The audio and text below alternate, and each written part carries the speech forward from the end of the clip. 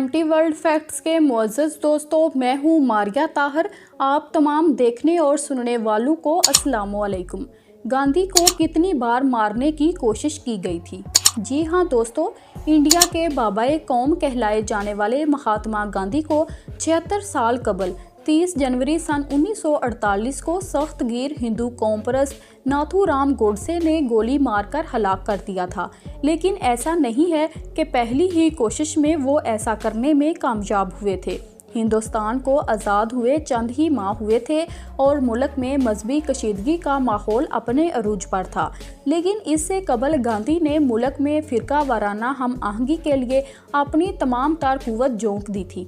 लेकिन तकसीम हिंद के बाद गांधी ने कहा कि एक ज़माने में हिंदुओं, सिखों और मुसलमानों के दरमियान भाईचारा था। ये देखकर कि वो अब नहीं रहा, मेरा दिल तड़प रहा है। तकसीम के बाद मुल्क की फ़ज़ा इतनी मकदर हो गई थी कि महात्मा गांधी ने उसे रोकने के लिए 12 जनवरी को ऐलान किया कि अगर फसादात ना रुके तो वो भूख हड़ताल कर देंगे। और अगले ही दिन उन्होंने अपनी भूख हड़ताल शुरू कर दी और कहा कि अगर सबने इत्तेफाक और हम आहंगी को ना अपनाया तो मैं अपनी मौत तक भूख हड़ताल पर रहूँगा। मुल्क भर से लोग उन्हें मनाने के लिए आने लगे कि वो अपनी भूख हड़ताल ख़त्म कर दें। गांधी बाकायदगी से उन लोगों के साथ दुआया तकरीब में शिरकत करते रहे, लेकिन उन्होंने भूख हड़ताल तर्क नहीं की। जी हाँ दोस्तों, वुलपर्ट ने अपनी किताब में लिखा है कि गांधी ने पूरे एतमाद से कहा कि मैं अपनी भूख हड़ताल उसी वक्त ख़त्म करूँगा जब मुझे यकीन होगा कि तमाम मज़ाहब के लोगों में हम आहंगी है। उनकी भूख हड़ताल पर उस वक़्त इंडिया के वज़ीर दाखिला सरदार वल्लभ भाई पटेल ने कहा था कि अगर बापू, महात्मा गांधी को बहुत से लोग बापू कहते थे, को लगता है कि मेरी नाअहली की वजह से इस मुल्क में तशद्दुद पर काबू नहीं पाया जा रहा है तो मैं अपने ओहदे से इस्तीफ़ा देने के लिए तैयार हूँ। लेकिन गांधी ने भूख हड़ताल ख़त्म करने के लिए उनकी पेशकश को भी मुस्तरद कर दिया। जी हाँ दोस्तों, इंडिया के 100 से ज़्यादा सरकर्दा रहनुमाओं ने गांधी से अपनी भूख हड़ताल ख़त्म करने की दरख्वास्त की। उन्होंने बार बार वादा किया कि हम मजहबी हम आहंगी बरकरार रखेंगे। फिर 18 जनवरी को महात्मा गांधी ने अपनी भूख हड़ताल को ख़त्म किया। उस वक़्त जवाहरलाल नेहरू, सरदार वल्लभ भाई पटेल और मौलाना आज़ाद जैसे अहम रहनुमा उनके पास मौजूद थे। तमाम धड़ों के रहनुमाओं ने 7 नकाती मुआहदा लिखा कि हम भाईचारे के साथ रहेंगे। उसमें कहा गया है कि हम इस अहद को किसी भी सूरत में नहीं तोड़ेंगे। 20 जनवरी को क्या हुआ? महात्मा गांधी के पोते तुषार गांधी बताते हैं कि 20 जनवरी को वो प्रार्थना दुआया तकरीब के लिए बरला हाउस के बाग में पहुंचे। सैकड़ों लोग प्रार्थना के लिए जमा थे। महात्मा गांधी के लिए एक छोटा सा प्लेटफॉर्म तैयार किया गया था। उन्होंने उसी प्लेटफॉर्म से बोलना शुरू किया, लेकिन माइक ख़राब हो गया। फिर भी उन्होंने अपना कलाम जारी रखा। उन्होंने कहा कि जो मुसलमानों के दुश्मन हैं वो हिंदुस्तान के भी दुश्मन हैं। उसके बाद एक धमाका हुआ जो कि एक देसी साख्ता बम IED की वजह से हुआ। उन्होंने बताया कि उस धमाके से बाग में अफरा तफरी मच गई, लेकिन महात्मा गांधी पुरसुकून बैठे रहे। नाथूराम गोडसे के साथी दिगंबर बडगे बरला हाउस में नौकरों के लिए बने क्वार्टर में छुपे थे।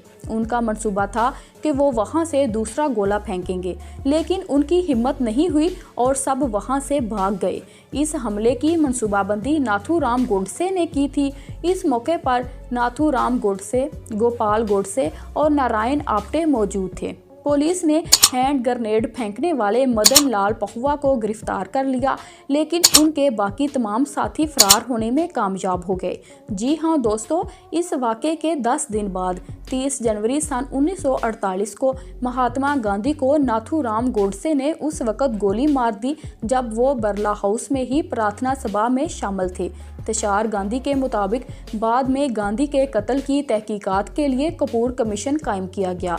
जज ने समाअत के दौरान कहा कि 10 दिन पहले इतने बड़े हमले के बाद पुलिस को मुख्तात रहना चाहिए था और ये बात कपूर कमीशन की रिपोर्ट में दर्ज है। तुषार गांधी ने कहा कि अगर पुलिस चौकन्ना रहती तो 30 जनवरी को होने वाले हमले से बचा जा सकता था। जज ने पुलिस से सवाल भी किया कि 20 जनवरी को हमले के बाद आपने कुछ क्यों नहीं किया कि उन पर दोबारा हमला भी हो सकता है। पुलिस ने जवाब दिया कि हमने ऐसा सोचा था। जज ने कहा कि अगर ऐसा सोचा होता तो हालात मुख्तलिफ होते, लेकिन पुलिस ने अपने बयान में कहा कि हमें 20 जनवरी के वाक़े से सबक सीखना चाहिए था। अगर ऐसा किया जाता तो 30 जनवरी का वाक़या ना होता।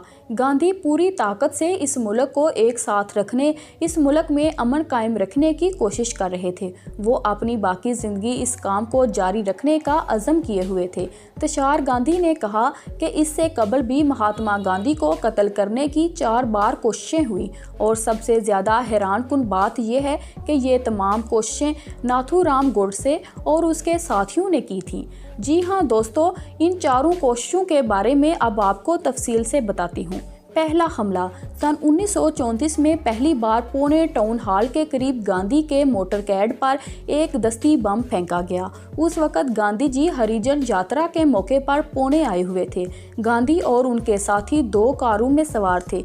गांधी की गाड़ी देर से टाउन हॉल पहुंची। हमलावरों का ख्याल था कि गांधी पहली गाड़ी में सवार हैं, इसलिए उन्होंने पहली वाली गाड़ी पर दस्ती बम फेंका। दस्ती बम गाड़ी के बोनट पर गिरा और उसके पहलू में फट गया। इस हमले में कोई जख्मी नहीं हुआ। जी हाँ दोस्तों, दूसरा हमला उन पर दूसरा हमला महाराष्ट्र के इलाके पंचगनी में हुआ। सन 1944 में गांधी की सेहत बिगड़ गई। उन्हें आराम और सेहतयाबी के लिए पंचगनी ले जाया गया। उनका बंदोबस्त दिलकश नामी बंगले में किया गया था। यहाँ वो हर शाम गाँव वालों के साथ प्रार्थना, पूजा या दुआया तकरीब में हिस्सा लेते। एक दफ़ा पूजा के दौरान एक नौजवान उनके पास आया। उसके हाथ में खंजर था। गांधी के बॉडीगार्ड बुलारे गुरुजी ने देखा कि कोई सामने से आ रहा है। उन्होंने नौजवान को पकड़ लिया और उसके हाथ से खंजर छीन लिया।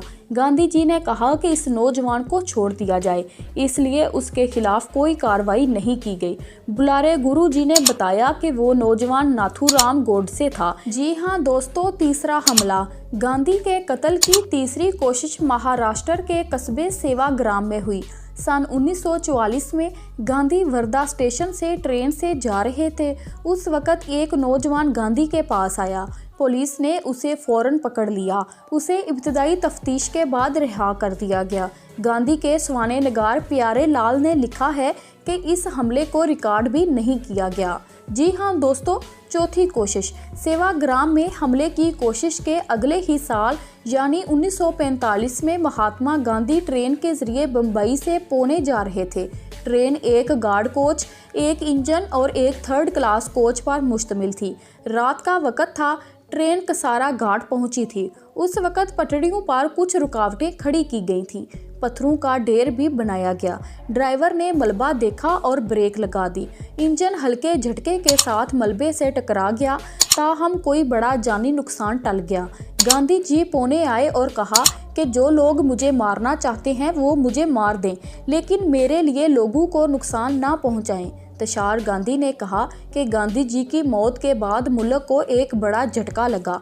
वो बरादरियां जो एक दूसरे के खून की प्यासी थीं, अचानक पुरसकून हो गईं। तमाम ज़ातों और मज़ाहब के लोग गांधी को खराजे अकीदत पेश करने के लिए इकट्ठे हुए। उनकी मौत के बाद भी उन्होंने तहफ़्फ़ुज़ और मुल्क के इत्तेहाद के लिए काम किया। वीडियो पसंद आई है तो लाइक कर दें और अगर चैनल पर पहली बार आए हैं तो जल्दी से चैनल को सब्सक्राइब कर दें। Thanks for watching.